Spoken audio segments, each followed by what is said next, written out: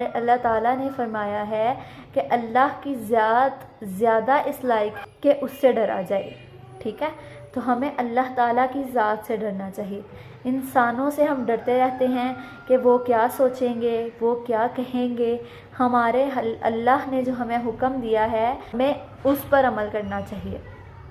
ٹھیک؟ تو ہمیں دنیا کی باتوں کا خیال رکھ کے اللہ کے دین کو، اللہ کے احکامات کو ہمیں پیچھے نہیں کرنا چاہیے، کیونکہ آخرت میں جب کوئی نہیں ہوگا تب صرف اللہ کی ذات ہوگی جس سے آپ امید لگا سکتے ہیں، جس کی رحمت کا آپ کو آسرا ہوگا۔